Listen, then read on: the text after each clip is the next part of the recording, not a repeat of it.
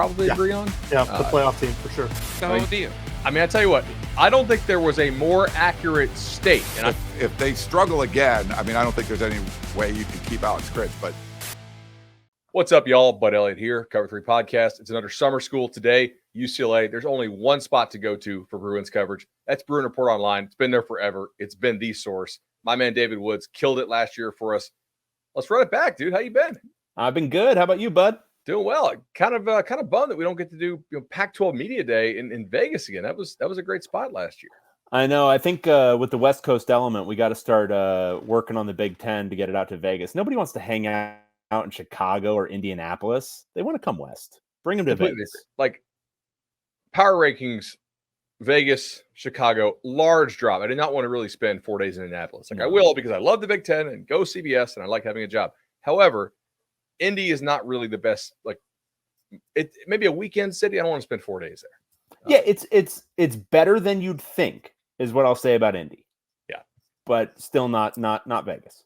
It's kind of like, have you ever gone to San Antonio for the All-American stuff for the Final Four? Yep. And it's like, okay, done the Alamo, done the Riverwalk. I could do San Antonio in 72 hours easily, I think, as far as like the stuff I need to do and see. But when you get on like fifth day after all the practice, like, okay, too much. And it's cold because it's January. Oh, yeah. Sneaky cold. All right. Things that are not cold. UCLA on the recruiting trail. New head coach Deshaun Foster, like energy being injected into the program. So Chip Kelly decides that he officially doesn't really want to recruit anymore, I guess. I don't know if we're allowed to say that. I don't want to get sued, but he goes, doesn't have to recruit because he's Ohio State's offensive coordinator. And UCLA hires Foster, who is a first-time head coach, came from the NFL.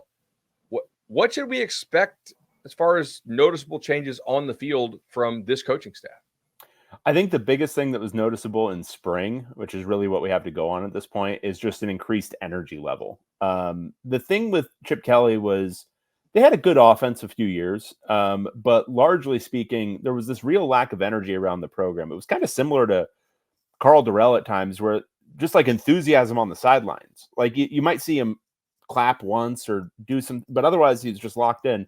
I think you're going to see increased enthusiasm on the sideline. I think you're going to see a lot of jumping up and down, a lot of screaming and yelling, a lot of just really vocal coaching. We saw from Eric Bieniemy this spring, sometimes vocal and vulgar, but it was energetic. It really brought it felt like a football practice instead of this like kind of weird artful dance that Chip Kelly was trying to do for so many years. So I think that's probably the main thing you can look forward to. I think results, they're going to depend on a lot of different factors that we're going to have to see, and we'll get into those. But I think immediately you're going to see an increased energy, which is kind of the theme for what Deshaun Foster has already brought to the program.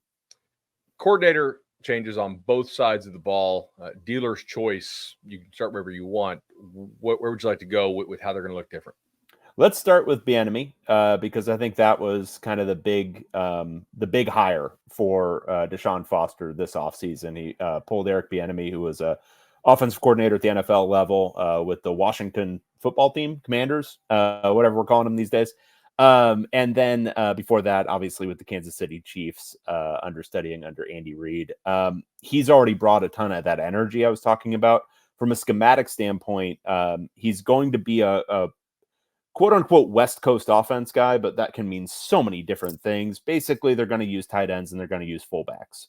And the fullback is something that Chip Kelly really wasn't using. And a lot of teams, they're starting to dabble in it again, but haven't been using it for decade plus. And they're really trying to do that. They've switched Anthony Adkins, who was a backup running back, but conveniently came from Army back in the day. And so has played a little option football as a fullback. He's going to play at fullback. And they've really tried to emphasize the tight end. That's where it's going to be a little bit more of an issue because they lost Hudson Habermill this spring to an ACL. They picked up Bryce Pierre from ASU, who's a transfer, and he should be a quality player. But a lot's going to be on Maliki Mataveo here in his second year at UCLA to make a big impact as the starting tight end. But they're going to do some 3-wide. They're going to do some 2-wide. They're going to do some 2 tight end sets. They're going to do some fullback. They're going to do a lot of 2-back things. There's going to be a lot of variety. And from what we understand, it was it was some tough sledding to pick it up, even for a guy like Ethan Garbers here in spring, who's been experienced. It was some tough sledding getting it together, but by the end of the spring, you could really start to see it gel. Defensively, last year when they were some 3 down, like their edge rushers were pretty sick. At times, the secondary was good. At times, it was lacking once in a while. What are we expecting to see this year?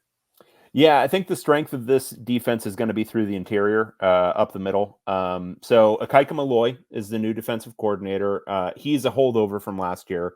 He actually was the coordinator during the bowl game and did a nice job in that game. And then he was the defensive line coach for most of the year. So he was the architect, if you will, of that edge rush. He's now taking over as the defensive coordinator. Not a lot has changed really schematically, but I mean, defenses are all sort of hybrid stuff these days. I would expect you're going to see a little bit more 4 down. Like you're going to see, because they've got 2 really good defensive tackles. They've got Jay Toia, who's I think going to be a very high draft pick after this season, who was very coveted on the transfer market when he briefly entered for about 4 days in the middle of April. And then Keanu Williams next to him, who I think is a rising star. He played well last year, and he's looking even better this spring. And then at linebacker, Femi Oladejo, Kane Medrano, both really good players. Behind them, Ali Cajo is healthy again for the first time in basically 2 full years. John Vaughns, who's been a really good player. Jalen Woods, who's a younger player, but starting to develop. They've got some really good depth at linebacker. And then at safety, they're fine. Brian Addison and Ramon Henderson, I think, are going to be fine and capable starters. Brian Addison, I think, is entering his 17th or 18th year. Like the Oregon guy? Football. Yeah. Wow. He's still there. Okay. Yeah. He got his 7th year of eligibility. He was in the class of 2018, everyone. He was at the opening when it was still at Nike's campus in Oregon. Yeah. Yeah. He goes back a ways. So that's at safety. I would say, just generally speaking, edges are the issues. Edge up front, where they've got, I would say they brought in a lot of bodies. They didn't bring anybody who's going to replace Leatu Latu, Grayson Murphy, Gabriel Murphy, or Carl Jones. And then the edges on the back. Cornerback, I think Jalen Davies is solid enough, but is he your best one? Is he your number one guy when you're going in against really good teams? Devin Kirkwood got supplanted last year by John Humphrey, and he's probably going to be a starter this year. And then they brought Kalen Moore in from Cal, but I don't think any of those guys are ideal number 1 cornerbacks. I'm not sure any of them are really ideal number 2s, but they're all going to be thrust into major roles this year, and it's going to that edge play, and those things are so linked. Edge rush makes it easier on your cornerbacks. Cornerback play can make it a little bit easier on your edges, and I think those are the 2 big question marks on defense.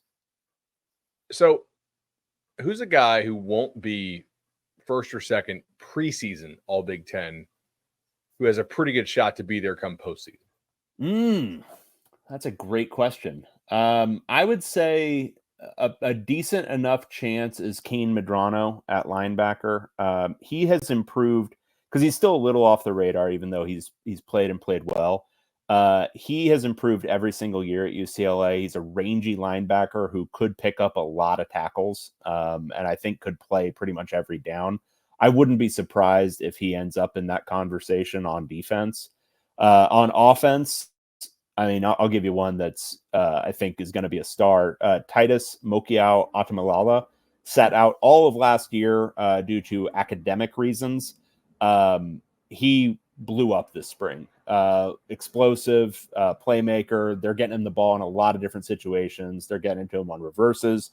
They're throwing it to him in the slot. They're putting him outside. They're doing everything with him. He's really fast, great hands, and really competitive. He's got that kind of toughness that you want catching contested balls. So I think he has a real chance to be a big-time player in the Big Ten.